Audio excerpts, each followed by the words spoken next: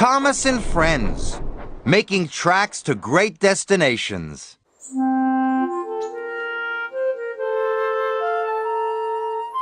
Dear Christopher, here is your friend Thomas the Tank Engine.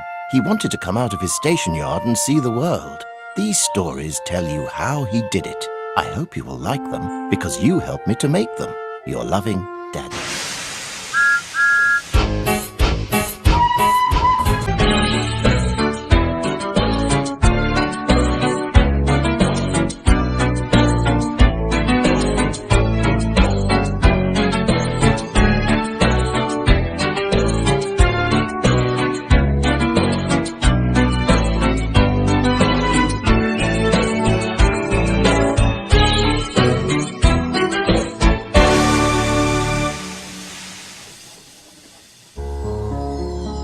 The island of Sodor is surrounded by beautiful blue sea.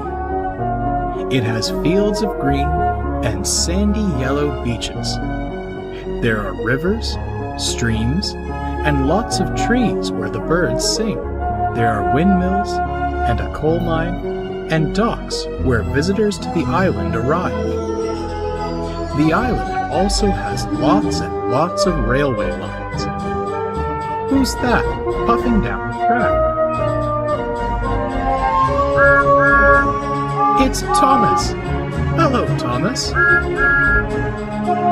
Hello, everybody. Welcome to the island of Sodor.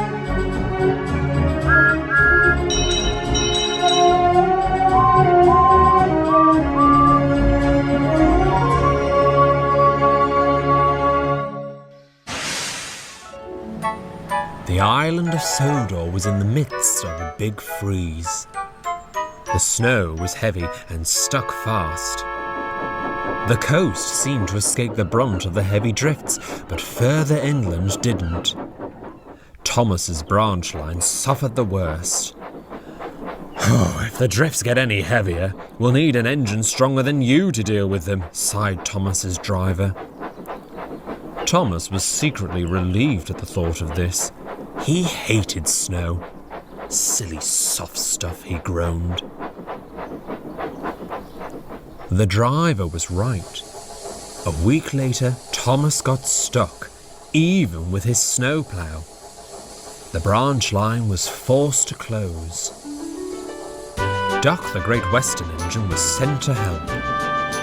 He was much stronger than Thomas and handled the biggest drifts with ease. The engines were glad of his help, and the line reopened.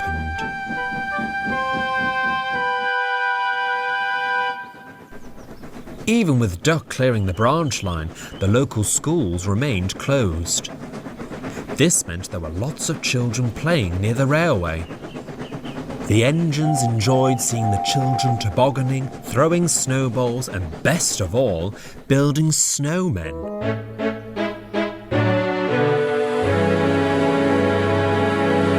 Duck arrived at the junction after clearing the line. There were lots of children on the platform. "Look at this, Duck," they called. "We've built a snowman." "And a mighty fine one he is too," chuckled Duck. "Watch out he doesn't board a train," they teased. The children laughed and ran happily home. Percy pondered for a moment. Can he? Can he what? Board a train? Oh, bless you, no, laughed Duck. I was just checking is all. Snowmen are made up of frozen water, explained Thomas. They aren't real. They can't come alive. Well, I'm not so sure, grinned Duck. Some children believe they come alive at night. I've heard they can even walk in the air. Rubbish, hissed Thomas. Snowmen can't come alive. And yet at Christmas, we believe reindeer can fly, said Duck simply. Thomas didn't reply.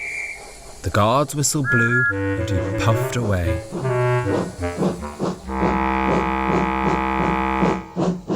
Both engines and passengers enjoyed the company of the snowman at the station.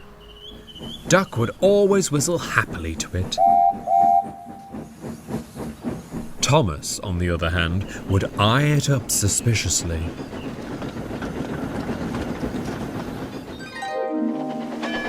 One day, Percy was scampering along hauling a small goods train.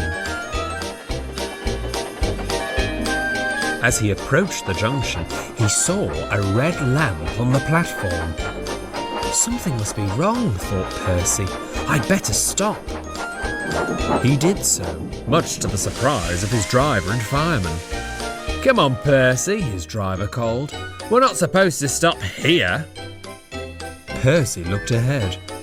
There was the Snowman with a red lamp. Thomas arrived on the other platform. My mistake, muttered Percy nervously.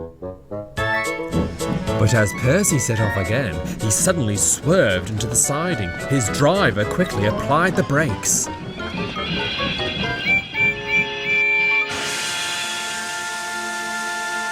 The crew inspected the points. Look at that, gasped the fireman. They're frozen solid. We could have had a nasty accident if Percy hadn't stopped beforehand.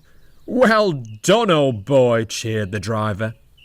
The Snowman warned me, exclaimed Percy. It was all thanks to him. Nonsense, snorted Thomas. This Snowman isn't alive. How could he have warned you? It was just a coincidence the lamp was next to him.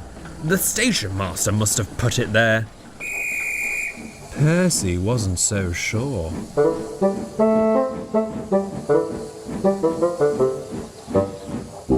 The story spread fast. Duck thought it a great joke. Overnight, the snow came down even heavier. The next morning, Duck worked hard to clear the line. He was resting in the siding as Thomas was waiting impatiently for Henry's train. There was no one on the platform. I can't be kept waiting all day. If Henry doesn't arrive in the next minute, then I'm off, huffed Thomas. Still, Henry didn't come. That's it. Thomas prepared to leave. At that moment, Henry rounded the bend. He was just beyond the platform when Thomas was suddenly called back. Thomas immediately halted. Both he and Duck looked towards the station. There was no one there. Only the Snowman. He looked at them, and they looked at him.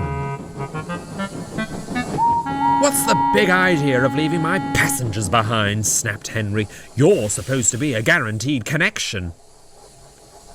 Thomas discreetly shunted his train back towards the platform. Who blew the whistle? Whispered Thomas to Duck. Duck smiled. Why don't you ask him? Thomas became apprehensive and quickly scurried away.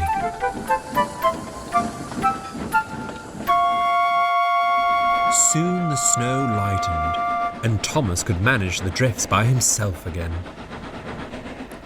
Duck was to return to his own branch line. It'll be sad when the snow melts, said Duck. You won't have your snowy friend anymore, but I suppose, if he really wanted to, he could always board a train for colder climates. Now that's perhaps a little too far-fetched, said Thomas. Strange things may have happened, but he can't start walking around. That would be impossible. Look! Cried Percy. The Snowman's gone! You don't think he... Duck said nothing. He just grinned at the two engines and puffed happily away.